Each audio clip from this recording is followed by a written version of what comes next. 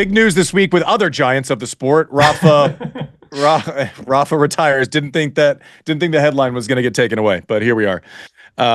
Rafa went out. A lot of the what we wanted was the outpouring of memories, support.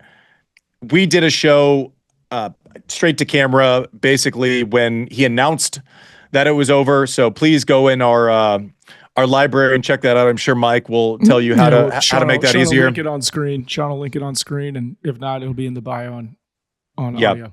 So I won't repeat everything that I said that day. An absolute gentleman. If my kids ever tried to imitate anything that Rafa did, I would be beaming with pride.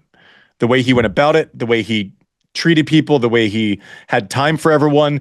In his bad moods, he would still look you in the eye and say hello.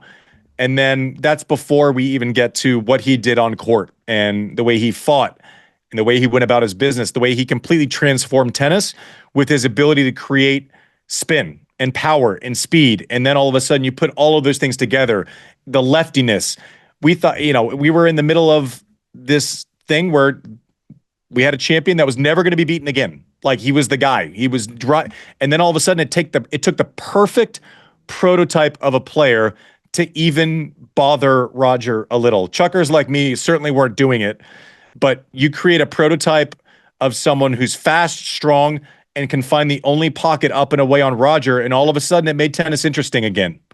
Right. And then we had another cyborg that came through who could create more distance between opponents and switch directions better than anyone ever.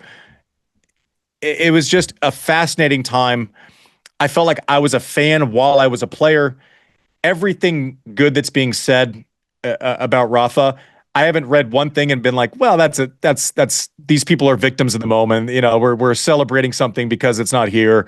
Okay. A lot of times we're not scared to let a good story get in the way of the truth. With Rafa, I won't read one thing that's positive and disagree with it. JW.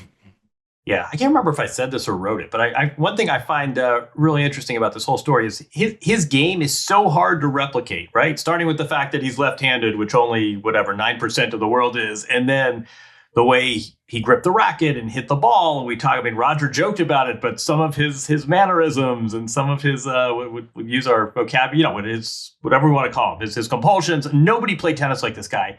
And yet, in other ways, he is going to be the most emulated tennis player / athlete of this generation. You work hard, you compete ferociously, and as soon as the match is over, you congratulate the opponent and smile. You treat people well around you. You adjust your tactics. You recover from injury with dignity. You don't blame anything on an injury. I mean, there is so much to admire and emulate. His tennis is completely one of a kind, right? I mean, nobody's going to the club and watching kids today hitting those whipping lefty shots. Everything else about the way he conducted his business is something that everyone, your kids and my kids and anyone gripping a racket for the first time would do well to emulate. But I mean, this has been this was not a mic drop retirement. We knew this was coming, and still it was emotional seeing it. And I also, something else I was struck by.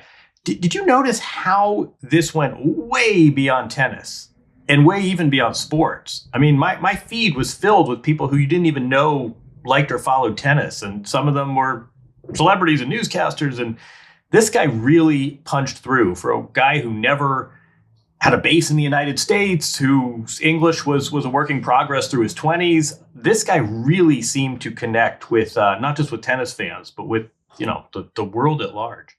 Well, I think your point is a great one, because we said this on our show that hopefully you go back and watch. It's 25 minutes of our ode to Rafa, and you're exactly right, because you could feel what he was trying to do. It was physical. His feet were noisy, right, and not in like a clunky way, but you could almost feel him running when you were watching. He brought you in where, I can relate to trying to give that all-out effort all the time. I can't execute it, but I can totally look at him and say it's very obvious what the effort set is, what the attitude set is, and a lot of things were very obvious. But then all of a sudden, you add in this superhero ability to create spin, the first genius of polished strings, where all of a sudden dumbasses like me didn't grow up with it, and our stroke production certainly looks like we didn't grow up with it. And this guy comes in and changes the game. He goes, oh, I have this new toy, and I have this ability, and your life is now miserable because you're not going to hit a ball below your shoulders unless I want you to for the next 4 hours. It completely changed the game. And I can think of tennis, like who comes in and completely changes the game. You think of like, oh, Connors breaks out the T2000, that changes. Becker comes through an 85 at Wimbledon. Oh, that power set I've never seen before. Lendl makes fitness necessary. And then Courier goes crazy with that, maybe to the point where he had to retire at 27 because he was so fanatical about what he did. And he made it, physical as well as just ability. That raw thing of I can out-effort you and out-train you, and it's going to matter in this match. And then Rafa coming in, Roger was the first person that didn't have weaknesses. Pete is the most clutch player to this day that I've ever seen in my entire life. Chips down, his game, the ability to just fully commit to whatever he had to do without the fear of failure is Pete's superpower on top of everything else. Roger, but you could get at Pete's backhand, right? Like there were ways to be effective. Roger was the first one that didn't have holes.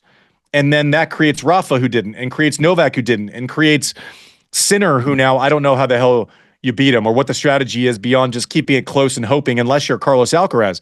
So it was an absolute pleasure of a lifetime to have a front row seat to see these geniuses, and it's the mental part. Listen, hard work beats talent when talent doesn't work hard.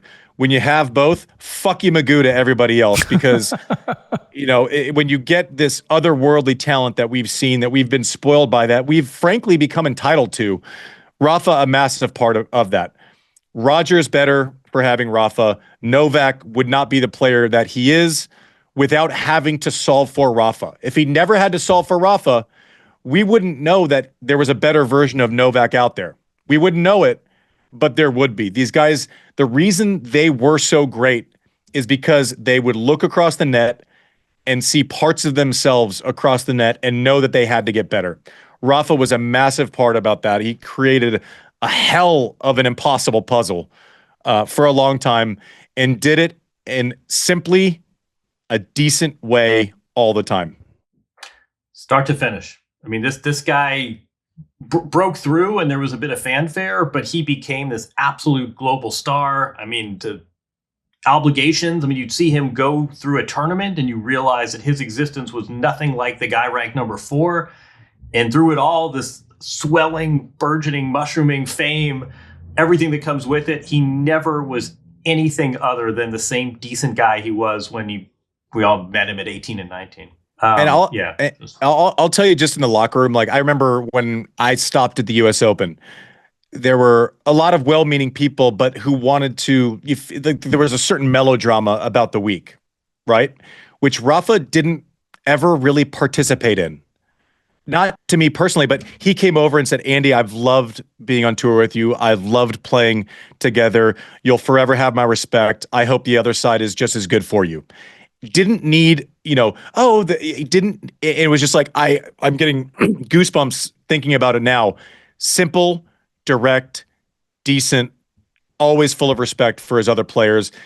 Didn't need to win the room every time that he entered one, but he won all of the rooms over time, right? And I think that's kind of the way that he operated. Didn't need to be the center of the room when he walked in. But he's largely at the center of our hearts many, many times over the course of his career.